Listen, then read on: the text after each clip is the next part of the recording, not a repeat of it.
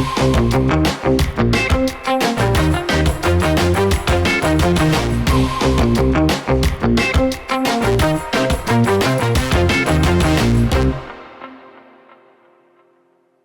nós começaremos aqui o terceiro episódio do nosso podcast, Meu Negócio Pode. E hoje eu estou aqui com duas convidadas ilustres e eu estou muito nojenta, gente. Vocês não estão entendendo. Estou aqui com a doutora Bárbara Andrade. Tudo bem, doutora? Prazer enorme estar aqui. Obrigada, viu, por aceitar o nosso convite. E com a Fernanda Braga. Gente, ó. Eu tô nojo, gente.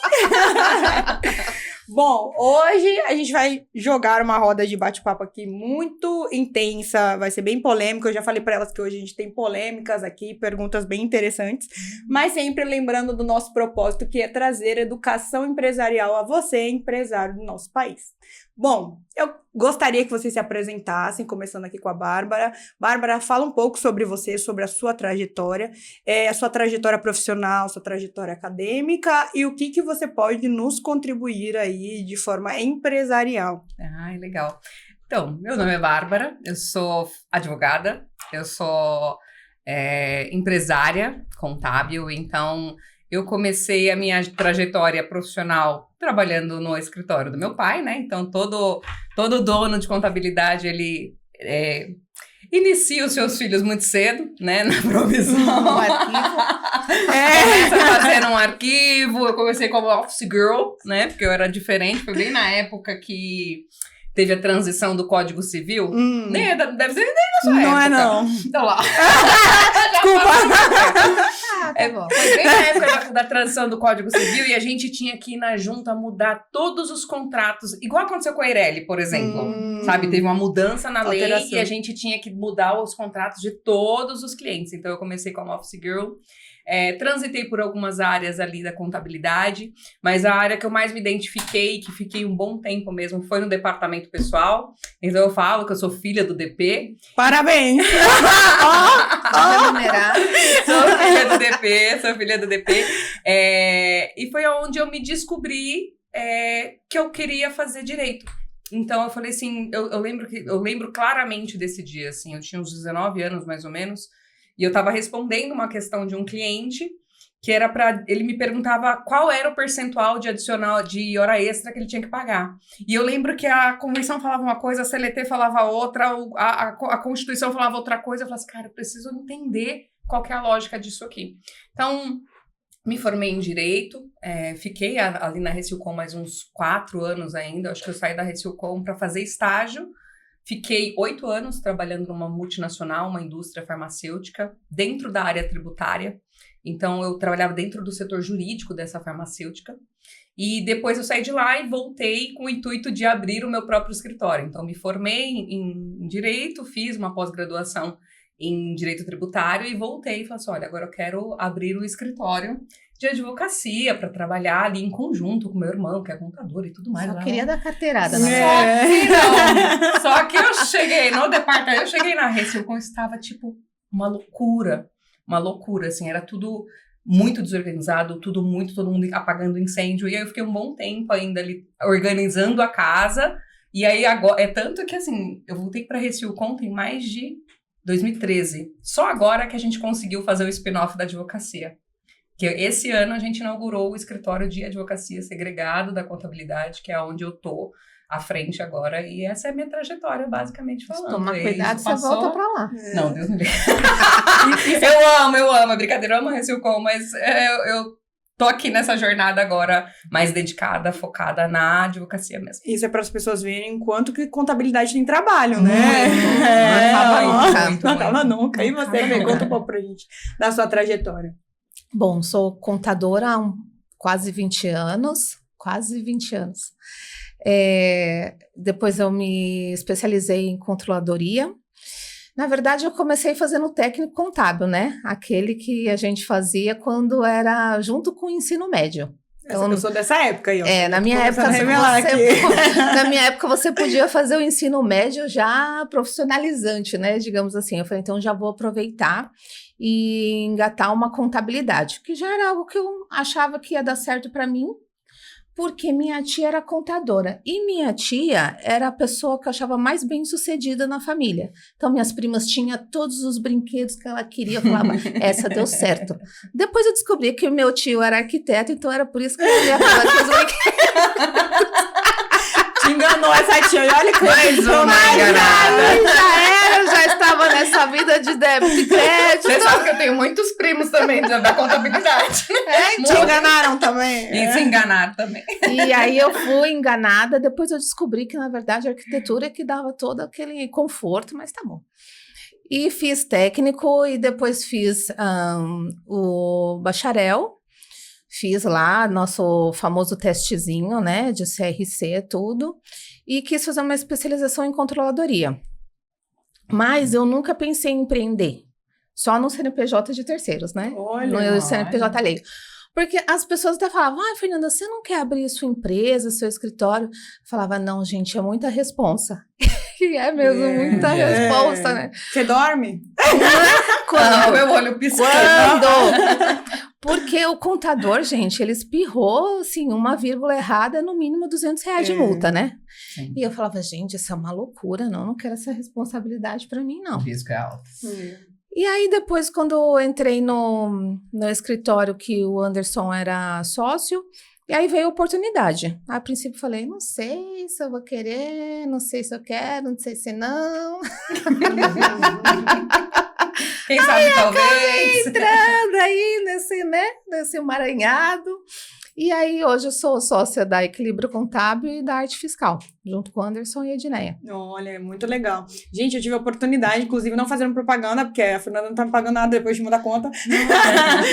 Não fazendo propaganda, mas eu tive a oportunidade de participar dos bastidores, né, lá na Arte Fiscal. E foi lá, inclusive, que eu conheci a Fernanda. Logo de cara, eu me simpatizei super com a Fernanda. Eu acho que é porque ela é da área contábil. Eu não queria te contar, mas eu tenho quase certeza. E eu falei, nossa, olha quem mexe com débito e crédito ali, ó. Eu super me simpatizei com a Fernanda e a gente teve uma troca com a Bárbara também, foi logo de cara. Tanto que por isso que eu decidi convidar as duas, porque eu tinha certeza que seria sinergia pura aqui. Eu ainda perguntei, olha, eu não sei se é um bom negócio, hein? Você é corajosa. Bom, desafios, né? Nossa, eu achei interessante, Bárbara, você contou que você estava dentro do escritório familiar, né? Sim. Depois você foi para uma trajetória profissional sua e abriu um escritório, mas ali eu não entendi muito bem, foi concorrência com a sua própria família e depois você integrou ou não? Não. Eu trabalhei, eu fui fazer estágio, porque chegou uma hora da minha faculdade que eu não conseguia mais assimilar o que o professor estava falando. E direito é totalmente teórico. Então, assim, ele falava de processo, de código de processo civil, como que um processo funcionava, e eu ficava tipo, como assim? Eu não conseguia mais assimilar a teoria sem a prática. Então, foi quando eu falei pro meu pai, eu preciso fazer um estágio. Então, eu procurei um estágio e fiquei, se eu não me engano, uns 2 anos como estagiária e todo o restante como advogada, dentro da Sanofi, da indústria farmacêutica. E aí, eu fiquei um bom tempo lá, até que eu falei assim, poxa, aqui é muito engessado, vai ser muito difícil eu ter carreira, crescer carreira. E aí, eu lembro que tinha uma época, assim, que eu acordava super cedo, eu andava de trem, eu andava de ônibus, e assim, meu irmão ia de carro zero pra faculdade, assim, sabe? Aí eu comecei... Aí eu pensei, eu acho que eu fiz a escolha errada. Tá muito certo isso, não. Então, assim, o meu irmão, ele tinha... O comparativo, gente, é realidade, tá? Essa é a verdade. Eu comecei a ver que meu irmão tinha muito mais privilégios, muito mais confortos do que eu tinha. Porque ele tava lá com meu pai, era o filho do dono, etc e tal. E eu falei assim, poxa, eu acho que eu quero voltar. Eu com essa humildade. Aí eu mandei um e-mail pra ele. Ele já tava, se eu não me engano, ele já tava mais à frente. Acho que meu pai já tinha saído. E ele tava à frente do escritório. E eu falei assim, cara, quero voltar, tal. Tem meu currículo. Tem um cantinho aí pra mim. Ele, você começa amanhã. Olha, sempre tem. Aí eu falei assim, caramba. Nossa, arrasei. Tô arrasando. Meu pai e meu irmão tá me querendo muito. O passe tá Poxa, elevado. tô valorizada. Depois, quando eu cheguei lá, eu entendi. Era trabalho, né? Era fechar a folha mesmo, entendeu? Te deu um presentão, hein? Só que não, tá aqui. Era pra fechar a folha. Aí eu fiquei um bom tempo, assim, organizando processo, gestão, departamento pessoal. Fiquei um bom tempo no departamento pessoal. Até a gente conseguir estruturar E aí, depois que eu agora que eu abri o escritório de advocacia. A gente tinha uma célula jurídica, assim, mas era muito embrionária e amadora dentro da Reciucom, vamos dizer assim. Era, sei lá, tirar uma dúvida, uma consultoria, etc e tal. Mas nunca atuamos de forma tão incisiva como a gente está atuando agora, segregados mesmo. Legal.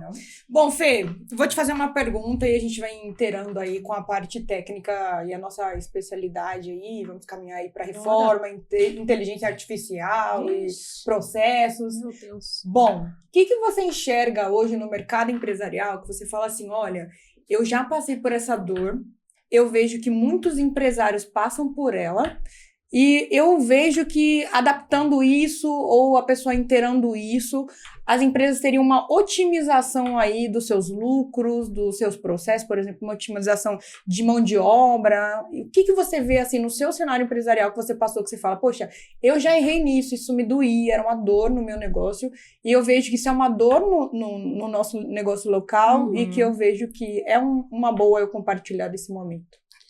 Olha, são muitas dores que a gente passa, né, ao longo dessa jornada aí de empreender. Mas tem algumas, assim, que foram um pouco mais pesadas para nós. Primeiro, questão de mão de obra, né, que é muito complicado contratar, e a gente demorou um pouco para entender que precisávamos de um RH interno.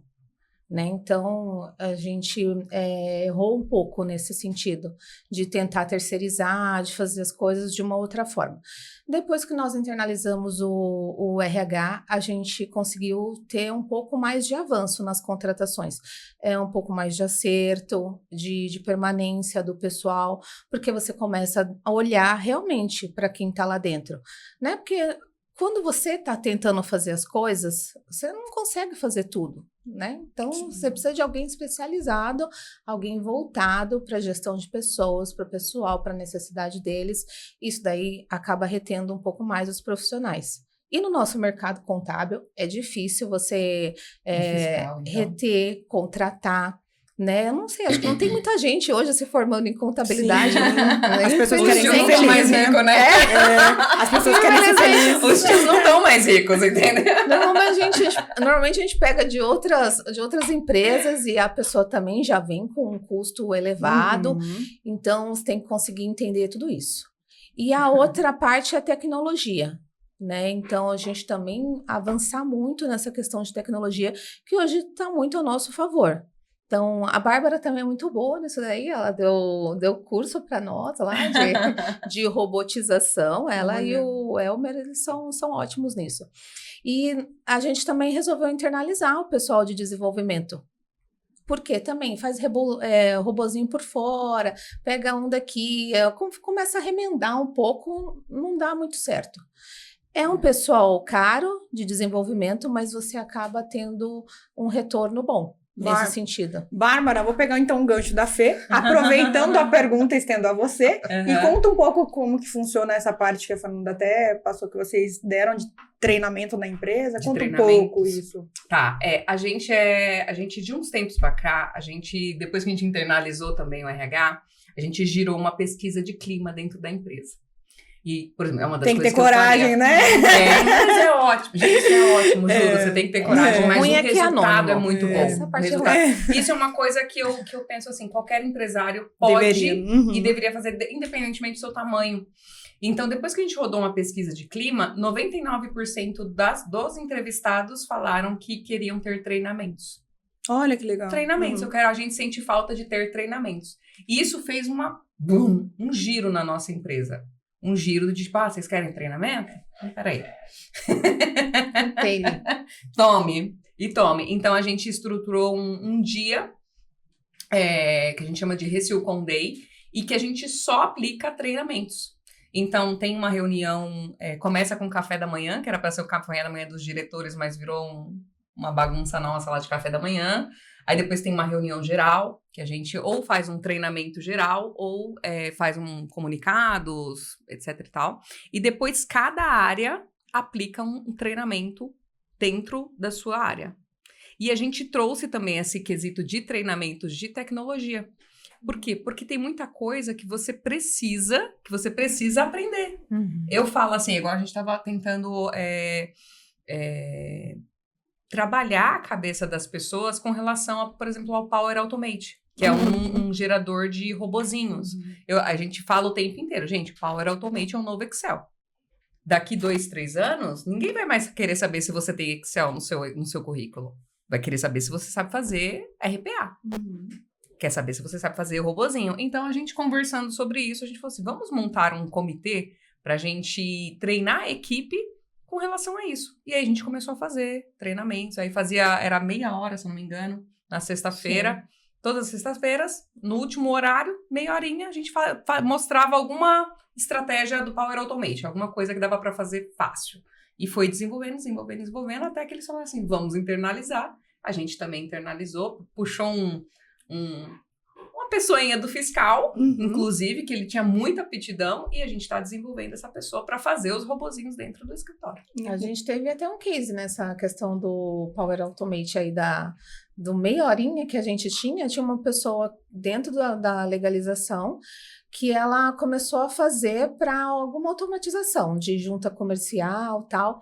E aí o pessoal foi vendo que ela tinha jeito para aquilo, começou a pedir para ela fazer algumas coisas também para o fiscal.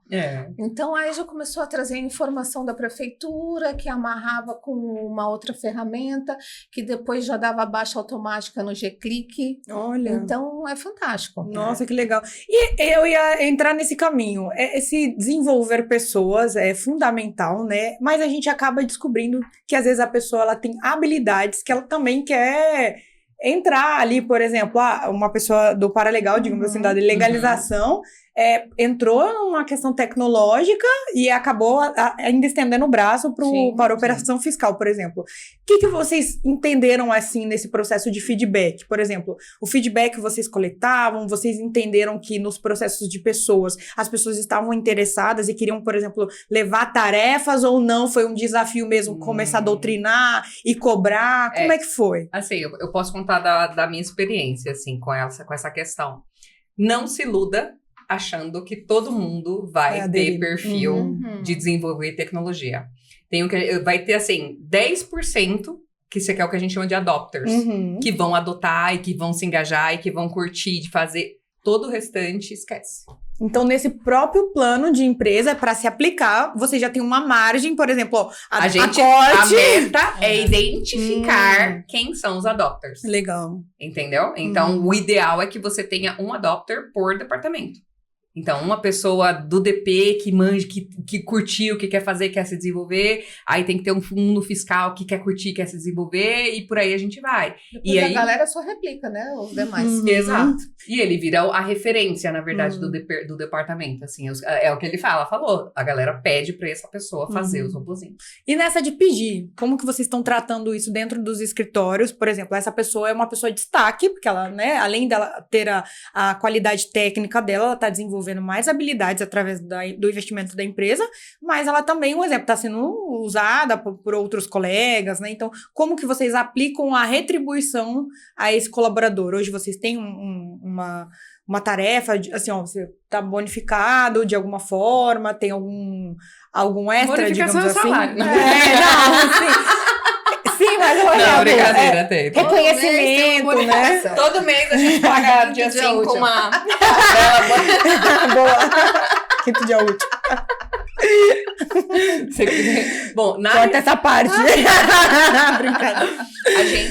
A gente criou uma estratégia com as pessoas e a gente fala que a gente compra esses robôs. Então, sim, a gente incentiva que eles elaborem esses robôs e a gente compra esses robôs. Como que a gente trabalha na Recilcom?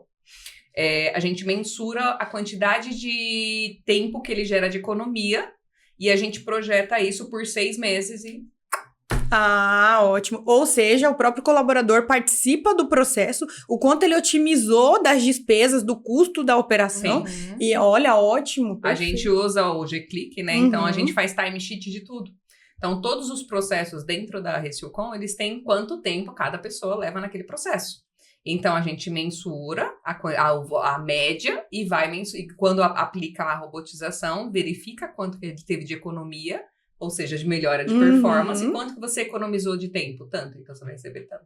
Olha que legal. É um percentual da economia gerada. Legal. A gente não está tão evoluída assim, mas a gente tem uma premiação para essas pessoas que se destacam. Primeiro porque não dá para deixar elas ou encaminhar todas para o departamento de desenvolvimento, porque não é o caso. Às vezes, né? Ela tem um destaque dentro do seu departamento.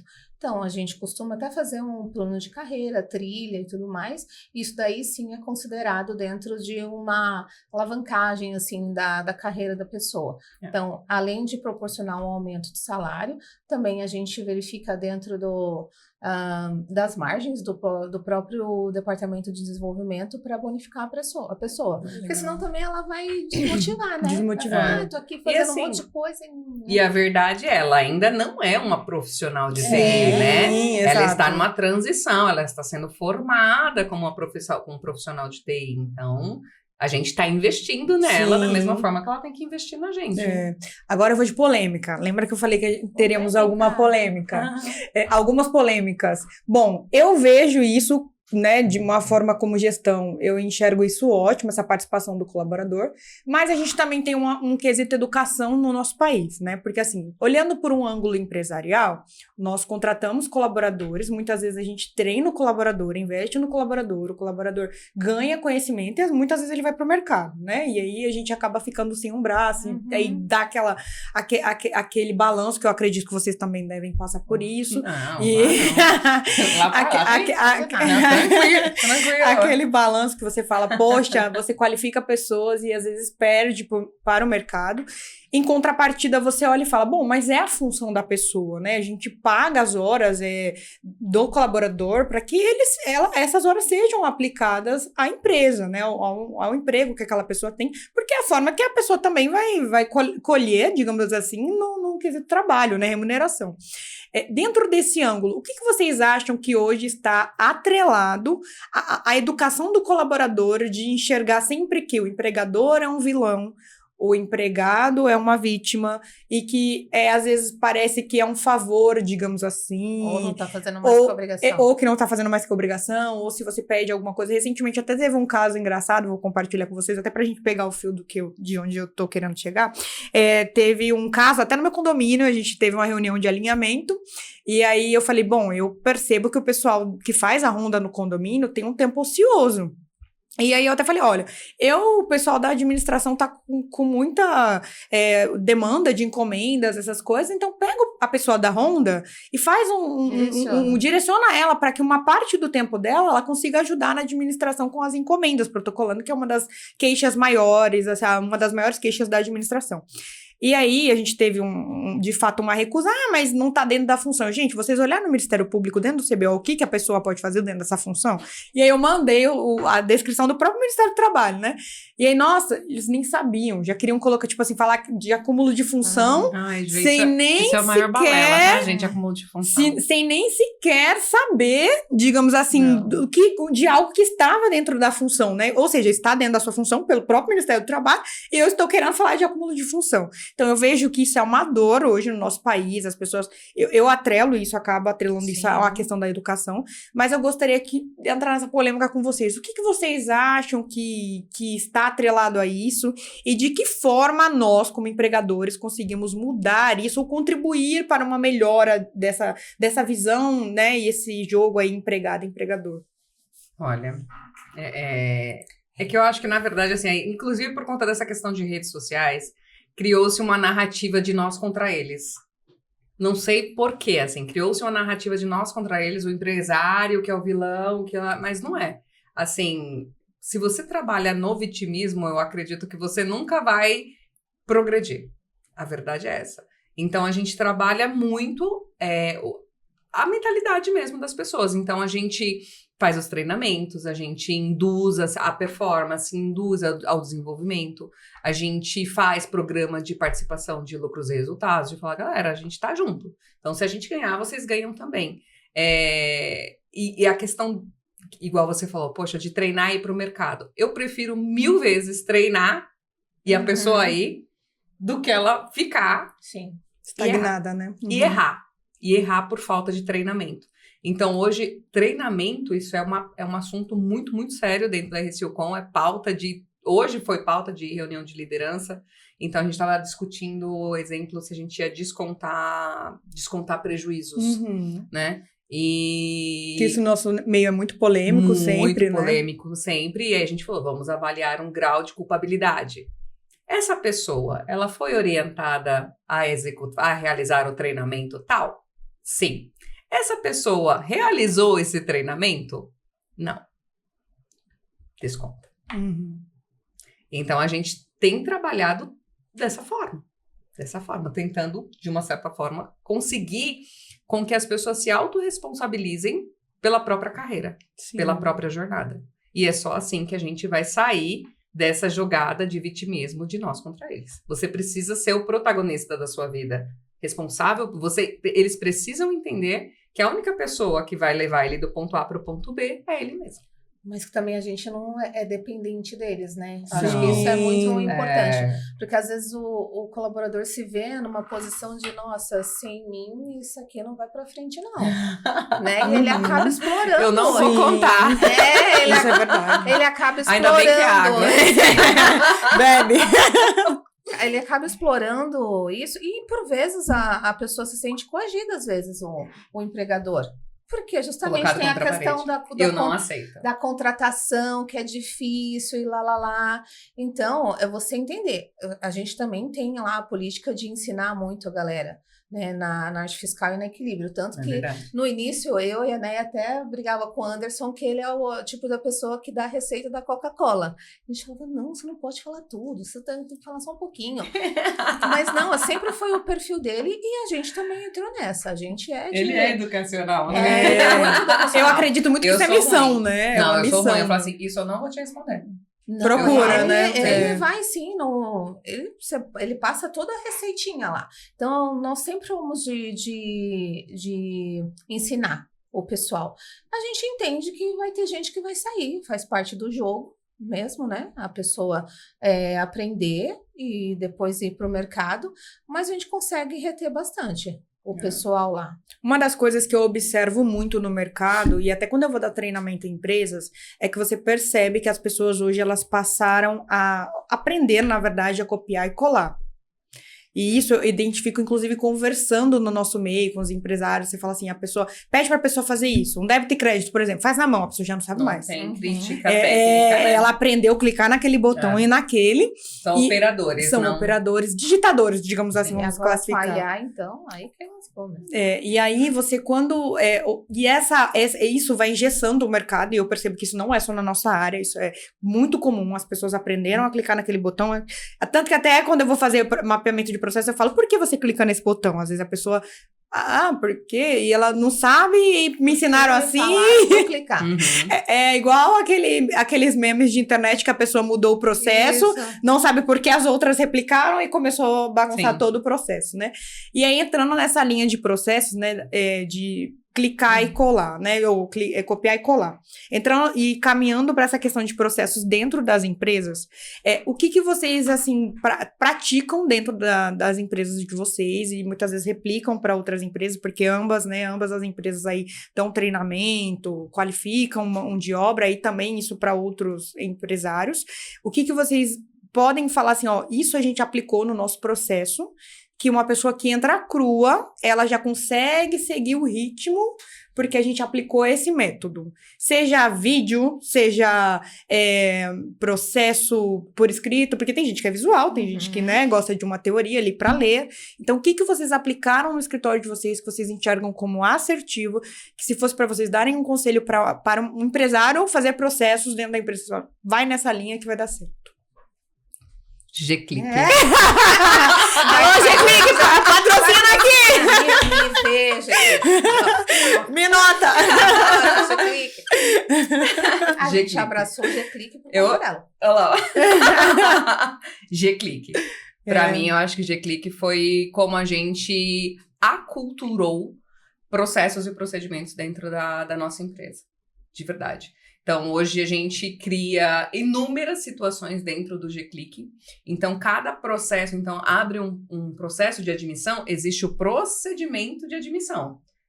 analisar, avalie com o cliente tal coisa. Verifique o piso salarial. Tem que dar o check, né? E ele tem que dar o check de que ele fez aquilo ali. Então, por exemplo, você falou de vídeos. Às vezes, aquela atividade, ela tem um vídeo. Uma orientação, ó. Aí tem clique aqui. Ele clicando ali, ele vai ser direcionado para um vídeo. Então, se fosse algo para falar assim, poxa, o que eu indicaria para os... Eu já indiquei, na verdade, para vários clientes meus, e eles ligaram e o G-Click não vendeu falando que era de contabilidade. Olha isso. Processos internos, definição pelo G-Click. Para mim, o G-Click é uma das ferramentas mais completas do mercado contábil e se adapta para outros cenários. Eu adaptei o G-Click para a advocacia. Mas deixa eu só entender. Então, quando ligaram pro G-Click, eles meio... a gente vem pra contabilidade? Eu pedi para um cliente... Eu falei tanto do G-Click para um cliente que ele falou assim, me dá aí o telefone, eu vou ligar lá, vou ver se ele vende para mim. Aí ele falou que não vendia. Porque ele é contábil. Alô, G-Click, contrata o G-Click! Por favor, Por favor. Ajuda nós. E o bom de você aculturar o cliente no processo é porque ele vai entender os seus. Então, toda vez que a gente errava no processo, ou, poxa, eu consegui... Quando o cliente tem essa mentalidade de processos, ele entende quando você tá falando de processos para ele. Eu falar para ele, isso foi falha humana, porque estava no processo. Eu vou falar para ele, olha, realmente isso não estava mapeado no meu processo, nunca aconteceu, estou corrigindo para não acontecer de novo.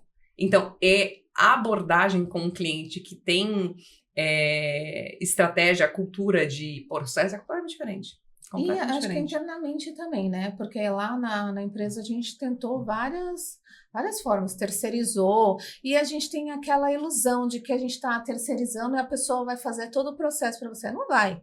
Ele vai pedir as informações, mas você que tem que construir os processos, né? Só que a gente deixou na mão da pessoa, e aí não aconteceu, e você acaba falando, putz, a pessoa nem fez o trabalho que você propôs para fazer, quando na verdade você também tinha que integrar, né? Aquele top-down. Aquele trabalho. E outros gestores de tarefas também, que a gente começou, implantou e não foi. Até que também decidimos pelo G-Click, tanto que a pessoa falou, G-Click é muito bom, G-Click é vida, G-Click é G-Click.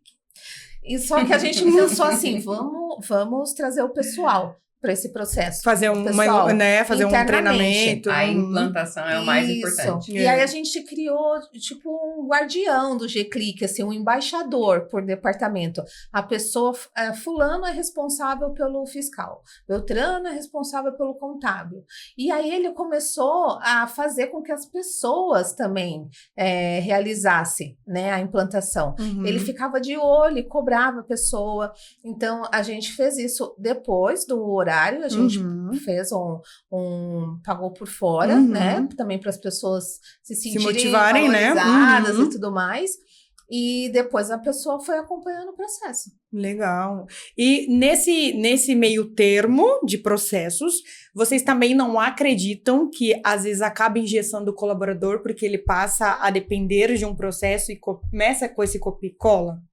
O que vocês identificam dentro desse cenário? Vocês chegaram a perceber isso? Porque, assim, uma das coisas que a gente percebe quando há tarefas, embora a pessoa consiga fazer, ela passa a ser um copia e cola automatizado, digamos assim. Poxa, eu sei que eu tenho que fazer isso, porque o G-Click, né, digamos assim, vamos usar o G-Click aqui como... Ó, G-Click de novo! Digamos assim como exemplo. Então, eu tenho que copiar, colar, então a pessoa começa a ficar nesse automático e muitas vezes perde a capacidade de raciocínio. Vocês identificam isso? Se sim, o que vocês colocaram no processo que pode ajudar com que o colaborador ele não fique nesse automático copia e cola e que ele consiga se desenvolver na capacidade intelectual de contribuir no seu departamento? Tá, assim, eu acho que depende muito de como você desenhou o seu processo. O processo que eu desenhei não é clique aqui, aponte aqui, é assim, analise se há equiparação salarial. É diferente de você falar assim, pegue a convenção coletiva, abra veja se tem outras pessoas. Não, verifique se há equiparação salarial. Aí, se a pessoa tiver dúvida do que é equiparação salarial, aí tem um vídeo explicando o que é equiparação salarial. Entendeu? A gente se preocupa, assim, com o que eu falo, análise crítica. Poxa, você tem que raciocinar o que você tá fazendo, você tem que ter crítica, né? De você olhar e falar assim, isso aqui faz sentido, isso não faz sentido. Óbvio que isso vai evoluindo com o profissional, com o cargo que a pessoa exerce, entendeu? Mas é muito de como você desenha o seu processo. E entender também que o processo, ele sempre tem que ser revisto. Totalmente. Sim. Né? O processo então, não é vivo. pode ser o cara crachá ali, eu criei aquilo e vai ficar pro resto da vida. Então, ele sempre tem que ser retomado, tem que ser atualizado. Isso aqui já não funciona mais, a gente já está fazendo... Por exemplo, a questão do Power Automate. A gente tinha um processo de fiscal para fazer a questão dos serviços tomados, que já não vale mais, porque agora a gente tem uma robotização dentro dos sites da prefeitura. Então, isso tem que ser, ele é vivo, né? Isso, ele é vivo, ele acaba sofrendo mutações e alterações. Então, dentro, por exemplo, desse G-Click, digamos assim, vamos trabalhar assim, para a gente conseguir assimilar, e quem está nos assistindo também. Dentro desse G-Click, por exemplo, no caso de erro, que você colocou aqui de um colaborador, você conseguiu visualizar que o colaborador, por exemplo, não fez o treinamento. Então, aí é onde você tem um acompanhamento e a pessoa não desenvolveu, por exemplo, a questão de participação ali do processo e acabou errando. Eu não consigo visualizar que ele não assistiu o treinamento, mas eu consigo visualizar que ele deu check. Então, se ele deu check... Ele deveria saber. Ele deveria saber. Sim. Porque aí entra nessa polêmica do copia e cola, entendeu? Exato. Por isso que eu mas fui por se esse caminho. você estava bem, por que você concordou? Você entendeu? Compreendi. Então, a gente consegue verificar que ele deu check. Então, se ele deu check, ele tá bem com aquilo. Ou pode ser aquele também que deu check um atrás do outro. Só para finalizar sim. a tarefa. Mas aí ele tá fazendo Isso, o quê? então, Assumindo o risco dele. Mas Sim. isso daí dá A minha pra parte perceber. eu fiz. Dá para Dá. perceber, porque uma vez a gente tem um processo de segundos. onboarding, né? Quando o cliente entra, depois tem uns 30, 60, 90, onde você tem que fazer uma análise da documentação do cliente, tem que retornar. E a pessoa foi lá e clicou tudo um atrás do outro. Não é possível que você analisou isso aqui de uma vez Nesse só. pequeno tempo, né? Não é esse o intuito. Aí fica do jeito que você falou, é o clicar lá, Copiei e colei. copia e cola. Então, não é essa a função. A função é analisar e depois você vai lá e diz o que você fez, que você realizou. Legal. É realmente assim, lembrar, porque às vezes a gente realmente faz muito de forma muito intuitiva, né? Eu faço isso há 10 anos. Eu tenho o meu jeitinho de fazer. Já teve essa discussão, tá? Do tipo, mas cada um tem um jeito de trabalhar. Aí teve uma vez, eu fui tentando convencer, cara, você quer trabalhar do seu jeito, você abre sua empresa, você faz do seu jeito, mesmo. aqui você vai fazer assim, entendeu? Sim. A não ser que você me prove que o meu processo tá funcionando. E aí, tá tudo bem. Mas tem uma dificuldade de convencimento no começo e só funciona quando a pessoa entende que aquilo é bom pra ela. Que aquilo é bom para ela, que aquilo lembra ela de não esquecer verificações, que aquilo protege ela de alguma forma. Ela só vai conseguir implementar aquilo, ela só vai seguir de fato, bonitinho, se ela entender que aquilo é bom para ela. Então, a gente, como gestor, a gente tem esse perfil de convencimento, de explicar, isso aqui é bom para todo mundo, isso aqui é bom para mim, isso aqui é bom para você, isso aqui é bom para a empresa. Sim. Vai funcionar para todo mundo. Então, só funciona quando é assim. Por isso que tem por exemplo, essa parte de montar o comitê, sabe? Sim. Tipo, a pessoa se sente parte disso. A participação, né? Ela se sente dono daquilo, então ela engaja com aquilo. Não adianta você querer descer uma implantação de processo goela abaixo, que ninguém vai fazer. A gente já fez isso e não funcionou. Sim. Você entendeu? Da gente ir lá, configurar tudo, a gente mesmo, só a diretoria, e depois, gente, é pra fazer isso aqui. Sabe o que eles pensaram? Mais uma coisa pra fazer. Sempre aumenta a demanda, né? Mais um negócio pra gente fazer. Aí não aderiram. Aí foi depois que a gente fez bonitinho, vocês têm que fazer parte, que integra, engaja, eles funcionam bem. Práticas comerciais. A gente sabe que vender os nossos serviços, né? Não, Odair, gente, alguém coloca ele numa caixinha. Vende. Posso mandar mensagem, Odair. Coloca ele ao vivo. Bom, práticas comerciais. A gente sabe que é uma dificuldade do nosso mercado se vender, né? Isso foi um tabu por muito tempo. Eu acho que a gente tem evoluído muito quanto a escritórios de advocacia, contabilidade. Conseguir começar a ser vendável, né? Vender esse serviço de uma forma natural, como uma solução. Por muito tempo, a contabilidade foi uma regularização de obrigações acessórias, né? Cumprimento de obrigações acessórias, e hoje a gente vê um novo cenário para o nosso mercado. Então, hoje o contador se vende, hoje o contador, não que não fosse, né? Sempre foi esse profissional, eu sempre enxerguei o profissional da contabilidade com tamanha importância que ele tem, né? Eu até falo que hoje o nosso país deveria ter contabilidade e constituição, né, na escola, porque as pessoas teriam noção do que é, para onde vai o tributo, por que daquela arrecadação, qual a finalidade. Então, acredito muito que isso deveria estar na escola, mas trazendo para um meio comercial, digamos assim, o que vocês enxergam nesse cenário? Qual é a oportunidade que hoje vocês, por exemplo, são empresários contábeis e vou colocar contábil e tributário, vou colocar assim, direito, digamos assim, jurídico. O que vocês enxergam como empresárias, assim, hoje? Poxa, eu não estou mais na operação, a empresa já se toca, eu consigo... Tá na operação. Fernanda, vamos lá, Fernanda. Peraí, deixa eu assinar só um balanço aqui rapidinho. Não como antes. Vou me colocar aqui. Não como antes, né? Porque eu acho que esse cenário de não estar na operação, eu acho que é o sonho de todo empresário. Mas eu também concordo que não vai sair nunca. Eu também concordo, até porque você perde o time. Sim. Eu falo que como é que o contador vai se vender se ele não sabe mais entender o negócio, né? Como é que ele vai vender acho que a pro questão cliente a do mão dor? na massa, né? De repente você não sabe nem como é que entra direito Minha aquele gestor. mãe.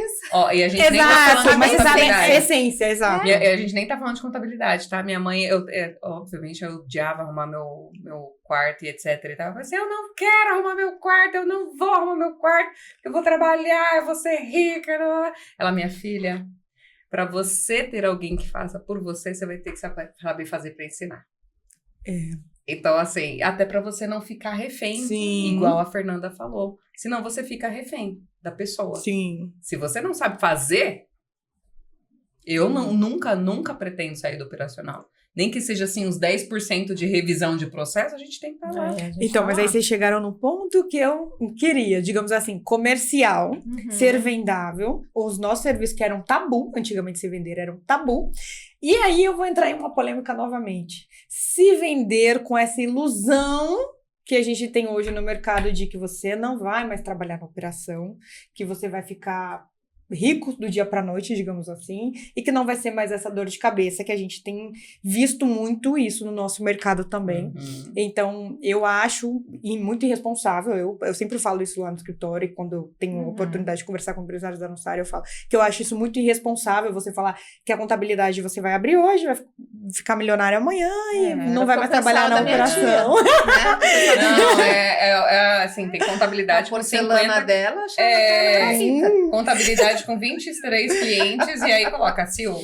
Exato. Do que, gente? Você ainda tá fechando folha, você ainda tá no lugar. Gente, pelo amor de Deus. Exato. E aí, trazendo. Não dá tempo de fazer estratégia. Trazendo para esse ambiente comercial, o que vocês enxergam de bom nesse cenário? Essa evolução foi muito boa. Teve parte boa. Muito bom. E o que vocês enxergam de isso é um ponto de atenção, Fernanda? Olha, eu entendo que deu uma valorizada na classe, sim, tá? Essa questão aí de mostrar que o contador é consultor, que as empresas necessitam de um contador, que as empresas têm a dependência de um contador, mas não só para as obrigações de governo, para a emissão de guias. Eu acredito que o contador conseguiu se mostrar. Ele ficou amostradinho. Amostradinho. Mas tem uma ilusão aí também, né? As pessoas vendem até o próprio negócio muito grande, assim, coisa que a gente sabe que não é depois. Slide aceite tudo. Slide aceita tudo, gente. E aí uma questão de estratégia. A gente entendeu que é uma questão de estratégia. Tem quem aposte muito na questão da indicação, né? Tem que é o mais orgânico. Tem sim quem a pessoa se vende, faz vídeo. Nós temos canal no YouTube, então nós falamos muito sobre vários temas e vem clientes para nós através de Reels, do canal do YouTube. Então foi a estratégia que a gente montou e que tem dado certo. Tem outras pessoas que preferem fazer grandes eventos, né, e mostrar que realmente ele tem todo um poder. acaba atraindo. Só que esses daí a gente pensa que é por um tempinho só. Vem de Sim, uma não vez será só. permanente, né? É. Vem de uma vez só. Isso, e que depois não vai vingar. Né? Mas acredito que é uma estratégia. Mas essa parte de contador, consultor, levou um pouco a nossa moral. Sim. Não, a Fernanda. Tinha que ser. Eu acho que isso era uma reclamação até sabe, do meu pai. Assim, de não ser valorizado como profissional, entendeu? De ser só um gerador de guias, um funcionário do governo. Poxa, isso dói na gente, Sim. sabe? A gente quer realmente que os nossos clientes tenham prosperidade, Sim. sabe? Que cresçam, que se desenvolvam. Então, a gente conseguir, nem que seja, óbvio que não são todos os nossos clientes que nos enxergam assim, mas se a gente fizer isso por 20% da carteira, a gente já fica feliz. É verdade. Sabe, meu irmão, ele já recebeu elogio de cliente e ele se emociona. Eu sou dessas também, viu? Sabe? Eu também já, assim, poxa, quem não se emociona? Eu já recebi, assim, flores de um cliente, sabe, que tava passando por um momento difícil, eu consegui resolver um problema pra ele. E você se emociona de você... Poxa, você muda a vida de uma pessoa por meio da sua profissão. Uhum. Então, isso é muito legal. Sim. No comercial, a gente não é... A gente... a Recil é um pouco complicada com o comercial. Porque é cultural. Uhum. Veio do meu pai, ele falava, desde o começo, ele falava assim, poxa, não, que é isso? A gente tentava fazer algumas coisas diferentes, né? E ele falou assim, imagina, cliente só vem por indicação. Ele Melhor comercial é a indicação, né? Ele já educou a gente. Imagina, não sei porque vocês estão fazendo. Pra que ficar fazendo vídeo? Pra que ficar fazendo isso? Que não sei o quê. Folder e panfleto, não sei o quê. Imagina. Cliente não adianta. Cliente só vem por indicação. Aí eu falei assim, claro, pai. Você nunca fez nada diferente disso. Você já fez alguma coisa? Você não tem parâmetro, né? Tipo, se você... Nunca tentou nada Nunca tentou. diferente. Nunca tentou. Então, eu acho que a gente aprendeu muito com marketing, trazer o marketing, sim. Então, a gente tem muitos clientes que vêm de site. O nosso site ele é bem posicionado, então a gente tem um nicho, a gente atua num nicho de forma muito incisiva, muito assertiva. Então, a gente atrai muitos clientes pelo nosso site. Eventos, a gente tem falado muito em eventos, feito eventos para os nossos clientes, chamado pessoas de fora para os nossos eventos. Então, a gente ainda não é super voraz, né, em novos clientes, mas a gente trabalha bastante a nossa carteira. Então, a gente trabalha mais o wallet share, né, que é o vender para a própria base. Uhum. Então, a gente quer cobrir os nossos clientes muito bem. A gente prefere ter 100 clientes e com muitos produtos para aqueles 100 clientes do que ter uma carteira de 1.000 clientes que eu só entrego Sim, um basicão.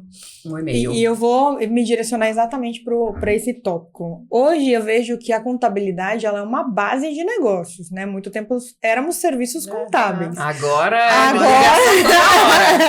parceria! Eu até, gente, eu sou um hate das maquininhas de cartão, que eu falo, como é que vocês não viram os contadores ainda? Vocês não estão entendendo? Quem é que vai direcionar é o contador para melhor taxa. Vocês já viram os clientes que fazem abertura? Tipo, antes da gente falar que a empresa abriu, o banco já ligou para eles oferecendo... Tem certificado, porque publica no diário, diz que tem robô já, a empresa que coloca robô lá no diário para captar o CNPJ, contar. Eu não sei vocês, mas lá no escritório eu direciono sempre contato do escritório, até por conta do... eu parei. Até por conta do sim, DEC. que eles mandam aqueles boletos falsos. Então, e vários.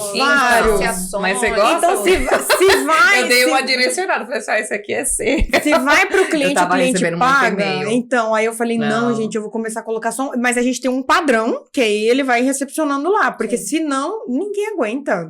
O cliente fica lá o tempo inteiro tentando... A gente usou um tempo essa questão de usar o nosso e-mail, mas começou a chegar a nota fiscal. Gente me ligando porque não tava encontrando a porta de entrega. Acontece também. Acontece. Aí a gente realmente parou de verdade quando a gente soube que eu acho que era o DTE ou DJE, que se a pessoa não tivesse feito cadastro e usar o meu e-mail como citação. Aí eu falei, aí tem responsa, eu tô fora. Aí a gente parou.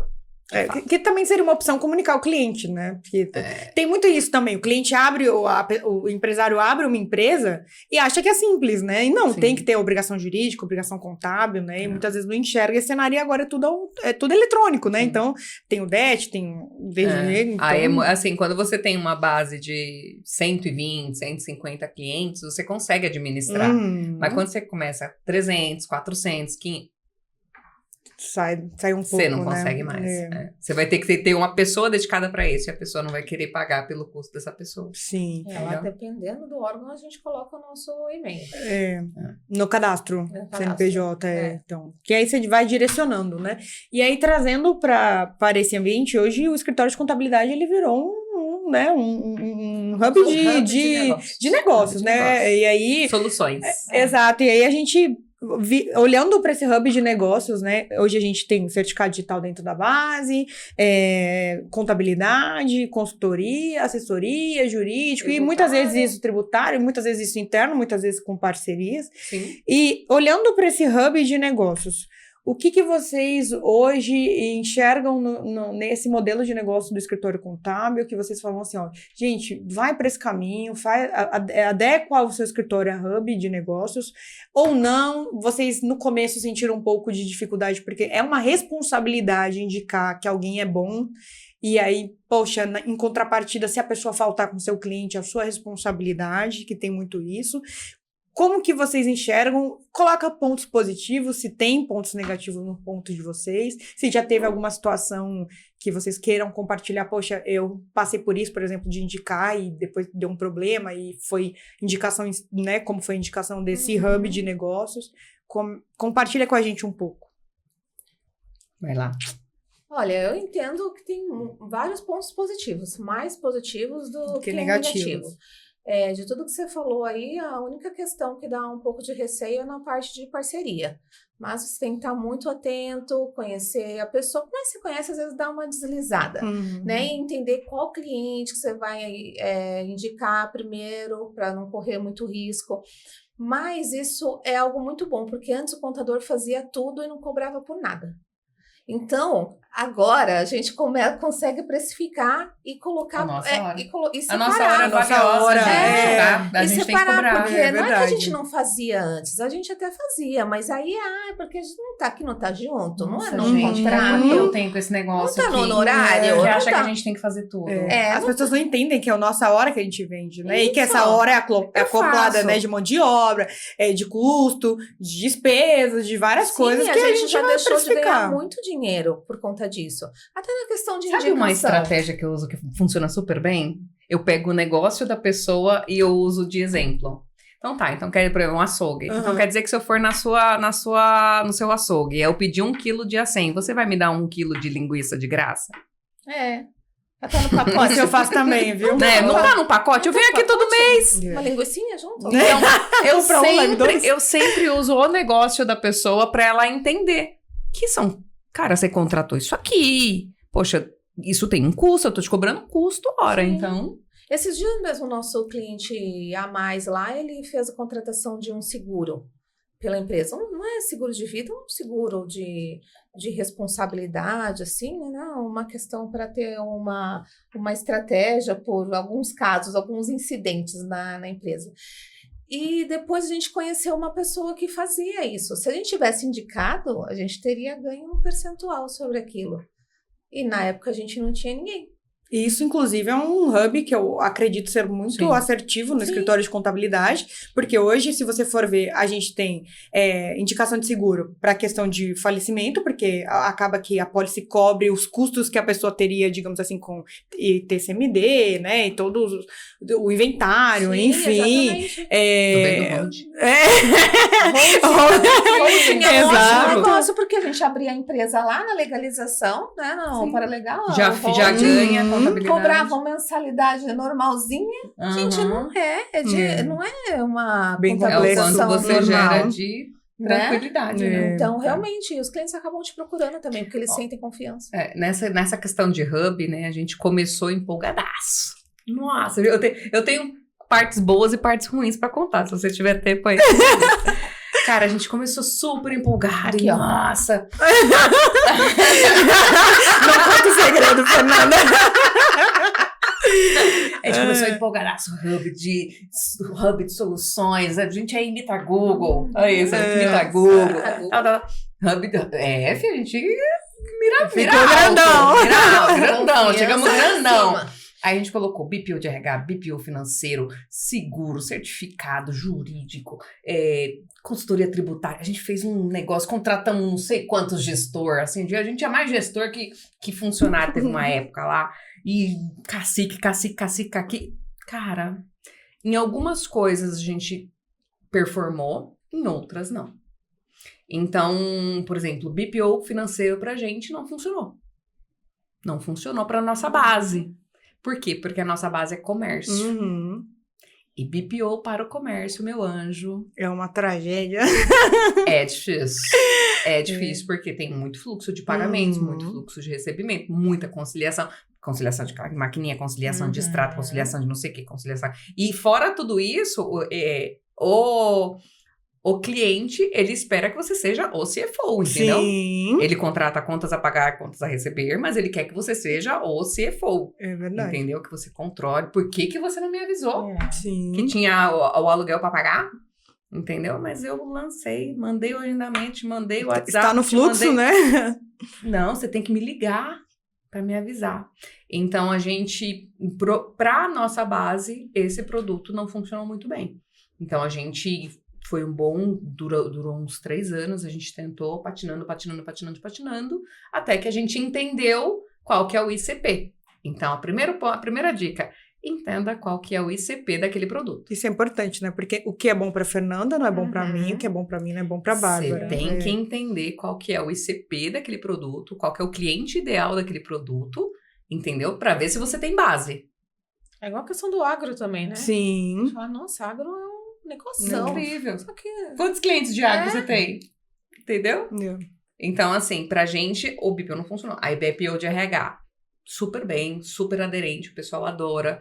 É muito bom pros clientes que não têm uma estrutura de RH. Uhum. Então, por exemplo, a maioria dos clientes de contabilidade não tem estrutura de Sim. RH. A gente recomenda que tenha um assistente de RH a partir de 25 funcionários. A partir de 25 funcionários já é uma empresa robusta, se você parar pra pensar. E a maioria tá aqui pra baixo. Então, o BPO de RH funcionou super bem. A gente tava indo super bem. Mas, em casa, tava abandonada. Começou a abandonar o de casa pra fazer o de fora. Aí, eu também cortei de novo.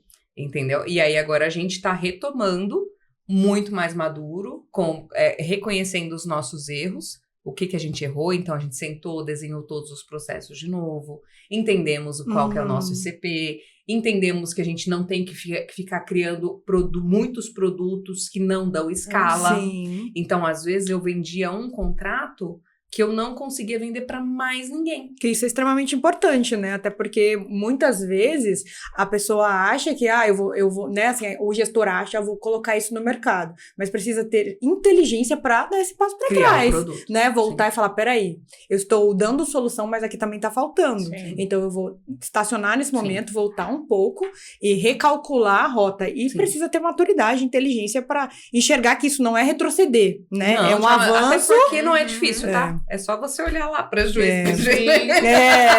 Não é difícil, só que você tem que ter controle financeiro do produto, né? Para você saber se até um dado momento você sustenta a operação, você vai sustentar o prejuízo. Mas passou de um tempo, aquilo precisa dar lucro, senão não faz sentido você manter. Então a gente voltou, deu um pezinho para trás, organizamos melhor a casa e agora a gente vai lançar de novo esses produtos para nossa base, muito mais maduros. O que a gente faz com parceria? Os seguros. Até para CCT, né? Porque tem previdência complementar, né? Várias coisas que a gente acaba indicando. E aí o que é o importante? Eu acho que é o único que a gente faz parceria, né? Não é internalizado. Validar o parceiro. Tem que validar o parceiro. Tem que validar. Porque é o que você falou, assim, a gente não tem culpa, mas a gente tem responsabilidade. Responsabilidade pela indicação, é. Entendeu? E sociedade? Vamos caminhar, vamos para esse polêmicas, ângulo. Obrigada por tudo. sociedade. A gente agradece demais o convite. Foi ótimo, viu, Lê? Gente, eu tinha certeza que isso iria fluir. Porque é isso, é realmente falar a dor, realmente falar o que foi bom, o que foi ruim, recalcular a rota. Isso é ser empresário, né? Não é criar essa ilusão de tudo muito utópico, que não existe erros, né? E que tá tudo, nossa, maravilhoso aqui. E não, todo mundo passa por esse cenário, até porque a gente depende de pessoas, de processos, de mercado, de clientes. Então, são várias frentes que muitas vezes são ingerenciáveis, incalculáveis, né? A gente não consegue calcular. E indo por essa linha aí, sociedade. Eu tive uma experiência com sociedade, me traumatizou um pouco, né? Eu sempre tive esse pensamento. Vou ter uma sociedade onde eu gosto muito dessa parte comercial, por eu ser apaixonada por contabilidade, saber o resultado da contabilidade aplicada à questão gerencial, eu sempre pensei, eu vou usar a minha expertise e a minha comunicação para a parte comercial. E vou ter um sócio que vai ser técnico, que vai cuidar da casa, né? Então, todo o resto. Vamos cuidar ali. E eu ajudava ali também com a parte comercial, ou com a parte técnica ali. Então, ficou daquele jeito. Um determinado momento, isso foi um problema para mim. Então, né, ali me deu um stop. Só que eu, por exemplo, que estou só, sinto muita falta de um sócio. Porque, às vezes, você fala assim, poxa, isso você poderia dividir, é muita coisa para... compartilhar, né? Isso é muita coisa para uma pessoa só. E, às vezes, realmente dá uma linha de pensamento de, poxa, será que seria diferente? Como que pode ser? E vocês duas que têm sociedade, me contam um pouco nos contem, né, um pouco sobre como que quais são os desafios, quais são as partes que vocês falam, não, isso é um avanço de fato. O bom é que nossa experiência é totalmente diferente. São experiências bem diferentes. No caso de vocês têm família, né? Então. O nosso caso foi o seguinte: meu Recilcom é Renato Silva Contabilidade, que é a empresa, é o nome do meu pai. Então, quando ele, aproximadamente uns 50 anos, assim, uns 42, ele infartou. Ele era sozinho. Aí ele trouxe o João. Ai, meu Deus, quantos anos? 42. Eu tenho 10 ainda. 42 anos, meu pai, imagina. Senhor. Jovem, né? Meu pai infartou 42 anos porque ele perdeu um cliente que era assim, representava aproximadamente 60% do faturamento dele. Desafio, hein? A Top Term. Top Term. Ai, iogurteira. Foi meu pai que abriu a Top Term. Olha isso. Então, quando eles saíram do escritório, óbvio, criaram uma robustez, assim, não precisa nem falar, não tem nem palavras. Eles saíram do escritório e aí meu pai surtou. Ele infartou, aí ele trouxe o João. Então, o João, assim, foi bênção na nossa vida. O João, pra mim, é um irmão, de verdade, assim, eu tenho um carinho, eu até me emociono de falar. Ele é o meu irmão de coração, eu falo, você é meu irmão de coração, e o Elmer é o meu irmão de sangue. Então, quando veio a sociedade se formou dessa forma. O João ficou um bom tempo, assim, até a gente quando o João veio, a gente tinha 13 anos. E aí ele ficou um bom tempo, assim, assumiu sozinho a Recilcom, tomou a frente inteira da Recilcom até a gente se formar na faculdade. Quando a gente se formou na faculdade, eu nem tinha terminado, na verdade, o meu irmão tinha terminado, aí meu pai definitivamente saiu do escritório. Então, assim, tem muitos desafios. São experiências profissionais completamente diferentes. Por exemplo, o João veio de uma cidade pequena, ele tinha o escritório dele pequeno e ele veio de uma cidade pequena para Recilcom. O meu irmão sempre foi o filho do dono, então meu irmão nunca teve uma experiência profissional, por exemplo, fora da Recilcom. Uhum. Eu fiquei um tempo na Recilcom, saí, voltei, então eu já tenho uma experiência de fora, de multinacional, então assim, a gente pensa muito diferente, mas a gente se complementa. Então a gente conversa. Isso é o mais importante, é saber conversar, entender os limites, entender o que é profissional, o que não é. Nunca, o Paulo até me trouxe um negócio assim, leva pro estômago. Então a gente nunca leva nada pro coração. Então assim, sexta-feira a gente tá no pau da porra. Depois pode sair de lá e na E domingo a gente tá bem. no batizado da menina tomando churrasco, entendeu? Uhum. Então, assim, a gente segrega bem, com Esse muita filtro é muito maturidade, o que é profissional e o que é pessoal. Sabe? Muito Eu bom. acho que essa é o grande X, é saber conversar, saber respeitar o profissional. A gente se entendeu nas divisões de pastas, eu chamo de gavetas, né? Então, eu acho que o que mais afeta as sociedades é a falta de limites, de respeito aos limites de cada um, sabe? Então, eu atuo aqui, você atua aqui, você atua aqui, a gente divide bonitinho, de acordo com as habilidades, igual você falou. Um vai exercer a pasta comercial, o outro tem que exercer a pasta operacional, e isso tem que ficar bem equilibrado, sabe? Senão não funciona, realmente. E aí, você, Fê, como é que foi? Olha... Como é que está sendo, né? Primeiro eu vou te falar para você não desistir. Obrigada. Eu tenho 10 anos, né?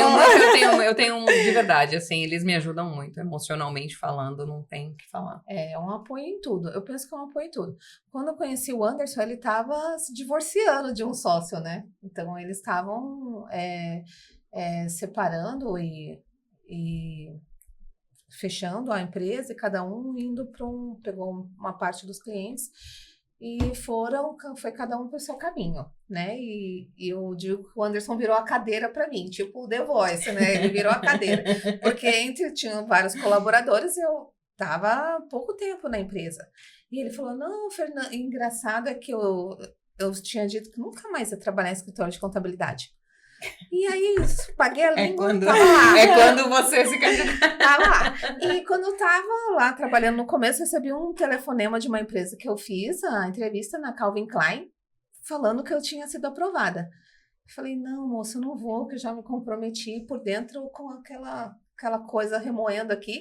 E aí, Anderson chega e fala que vai separar, que vai desfazer a sociedade, de quase que eu peguei o telefone da Calvin Klein. Oi? Mas enfim. Achei que era trote. Eu acredito que isso foi bom também, porque me deu a possibilidade de entrar na sociedade. Então, no nosso caso, a gente não tem um negócio que foi passado de uma geração, né? Então, ele construiu junto com uma pessoa, depois... Com a metade dele, né? Sim, depois eu fui inserida na sociedade e depois veio a Neia e o João de uma outra sociedade, né? Tudo bem que a Neia é a esposa do Anderson, mas até então cada um tinha o seu próprio negócio. Quando eles se juntaram a nós, teve uma certa adaptação ali também, porque eles vinham de uma outra cultura, de uma outra pegada, né? E o Anderson já tinha um certo combinado ali, né? A gente já andava num ritmo, então a gente teve que acertar o passo. Mas também pra gente foi muito positivo, porque acaba que um dá uma força pro outro, né? Então cada um tem a sua responsabilidade, até um é mais voltado para a parte de pessoas, outro para a parte de controladoria, contabilidade, como eu, por exemplo, e o Anderson na parte tributária, mas a gente não pode errar em algumas coisas, que a doutora aqui falou pra gente uma vez e que é muito importante. A gente tem que fazer acordo de sócios. Isso é porque cada um tem sua responsabilidade na sociedade.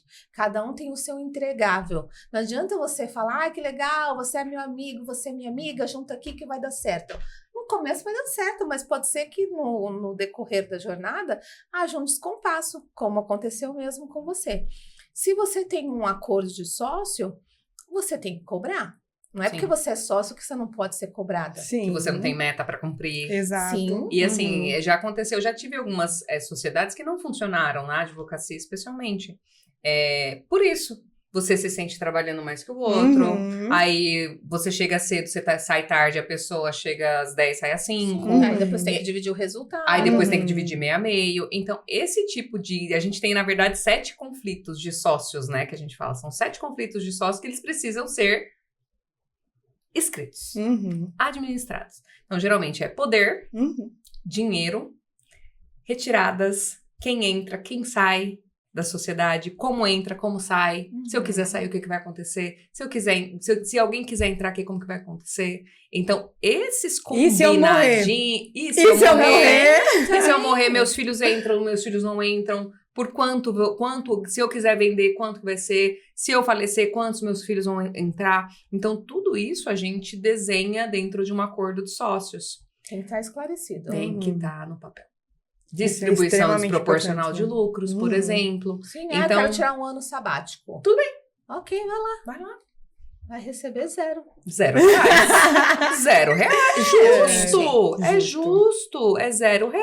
Extremamente importante. Isso são coisas que a gente percebe que no mercado, que a gente tem no nosso mercado nacional, isso é um tabu ainda. Eu até falo que quando a gente vai fazer constituição na empresa, né, para cliente, eu vou abordar esse tema, eu percebo que o cliente... Não sabe um exemplo, questão societária. E se você falecer, o que você pretende? Não param pra pensar. Não param pra pensar. E você fica Ele assim, quer o CNPJ. Exato. E são coisas que a gente Eles acaba não tendo pensam. que educar o empresário, Sim. né? E aí muitas vezes a gente tem um ambiente familiar, que o nosso país é movido, há muitas empresas que são familiares, né? E tem de administração familiar. E aí você vai entrar nesse tabu também. E olha, vocês prevêem isso, se isso acontecer, e você vê que é um tabu, né? É uma briga, é melhor não. É difícil. Tem governanças corporativas, que é isso que você tá me falando, de famílias que são anos pra gente conseguir fechar. Anos. É briga, é choro, é água, é pau. E mas eu tenho vida, você não tem filho, eu tenho filho. Sim. É uma loucura. É uma loucura. Mas são conversas difíceis que a gente precisa né? ter e escrever. E estruturar. Ótimo. E reforma tributária? Agora vamos para a reforma. Você é a pastinha do João. Não, olha, eu vou falar uma coisa para vocês. Eu tenho andado aí em vários treinamentos. Não vai entrar. Vai prorrogar. Eu tenho entrado... Então aí, emitindo nota com e tudo. O Anderson que fez um post. Vai prorrogar. Foi extremamente necessário e engraçado também o tom. O pessoal querendo falar de reforma, não faz nem ST direito. Que bom, porque a ST vai acabar. Vai acabar. Não, peraí. Já tá acabando, bem. Já tá acabando. Você viu, São Paulo publicou, inclusive, né? Pra retirar. Caindo. Acho que são 26, né? Que foram publicados hoje. Mas trazendo para o ambiente de reforma tributária. Eu tenho visto muito no mercado, nas conversas que a gente tem tido aí nos eventos, e isso até me assustou em um ponto, escritórios antigos. Por exemplo, aqui em Guarulhos, eu já conversei com 3 empresários de escritórios antigos aqui de Guarulhos. E me sinalizaram assim, poxa, eu não sei se eu tô querendo viver isso, porque assim, resetar o sistema e viver isso tudo novamente, já tipo assim, 60 anos de escritório. Que bom, me liga. E aí você tem que viver isso novamente, tô pensando em vender a carteira, tô pensando em ir embora, sabe assim. Isso Contato. Passa um pra mim também. E aí você vê exatamente esses cenários. Gente que realmente já tá robusto, tem anos de mercado, de escritório, de história, trajetória, e querendo sair desse mercado, e gente que realmente enxerga como, nossa, então é uma oportunidade, eu vou te abocanhar, digamos assim. Eu acho que cara, eu já tô com 39 anos.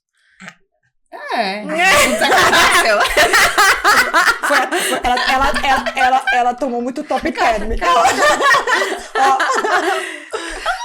Vai chegar uma hora que gente, o que eu fiz o que eu não fiz, com perdão do português. Entendeu? Não julgo, porque tem essas pessoas mais antigas, elas se sentem realmente cansadas. Tá bom. E é uma coisa que tem que aprender tudo de novo, do zero. Tudo bem se você não quer, né, seguir nessa. Mas a gente tá aqui para seguir. Porque as empresas têm que continuar e a gente tem que orientar eles. Então, hoje, mais oportunidade do que cenário de desafios, digamos assim. Vocês enxergam mais oportunidade na reforma tributária. Totalmente. Eu acho que é a nossa janela de sucesso. A gente só tem mais 10 anos para fazer o que acontecer. Ou vai prosperar, ou vai quebrar. E vocês realmente enxergam que, assim, essa é a visão que eu tenho da reforma, tá?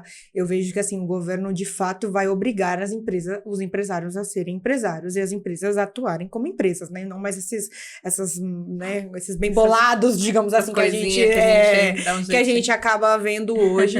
E vocês enxergam isso também, que quem não for empresário nesse cenário vai ficar de fora, não vai ter espaço? Já está muito apertado, né, sobre isso. Porque o governo, ele tem controle de tudo, praticamente. Tem de tudo. Ele só não chega no empresário menor que, de repente, não é interessante viável para né? ele. Financeiramente interessante. Mas eu acho que com a tecnologia não vai ter mais essa distinção. Sim, e vai ser só as notificações. Tipo, vem chegando de forma daqui, automática. imprime automaticamente sem nenhum tipo de ação humana. Porque hoje o que a gente conta muito na questão do risco de fiscalização é a atividade humana de fiscalização. Sim. E eu acho que isso vai ser totalmente integrado, suprimido né? com a tecnologia. Sim. Mas é importante a gente entender, né, que a gente tem que ter conhecimento da lei complementar, né, Sim. da reforma tributária, mas também nós temos que ir passo a passo com os clientes, porque senão também eles começam a enlouquecer, Sim. sabe, que para eles é muita informação. Tipo, eu tô pagando ST de FAO, depois eu não vou ter mais. Mas eu tenho um regime especial lá no Espírito Santo, então o que adianta eu ter uma filial lá? Então você não pode ir assim, né? Já chegar. E eu alugo, a minha alocação vai ser tributada agora com o ISS. Então você tem que ir doses homeopáticas, né? E aí mostrar para ele também que vai ter lá os seus benefícios. Sim, e que a competitividade agora vai ser para quem quer ser empresário. Não vai ter espaço para amadorismo mais, isso é verdade.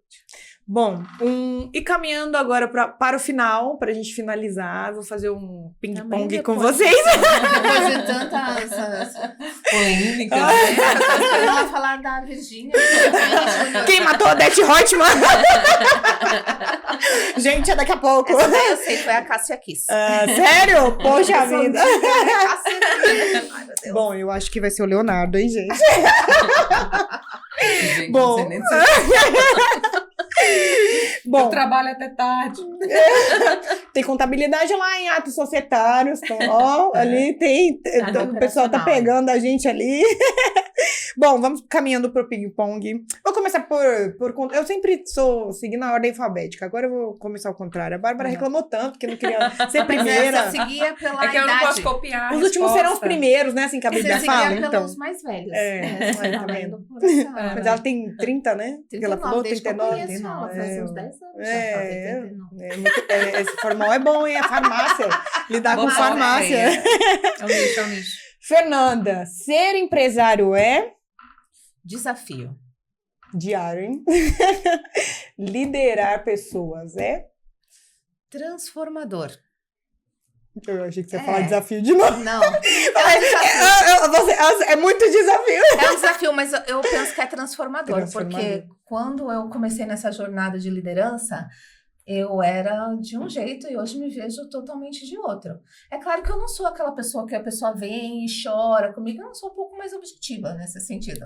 Nossa, eu choro horrores, gente. Mas você começa a entender um pouco mais o ser humano, fazer uma leitura e ter uma noção mais ampla também das coisas, não é, né? Muito ferro e fogo. Então, realmente é transformador. Para mim foi transformador. Legal.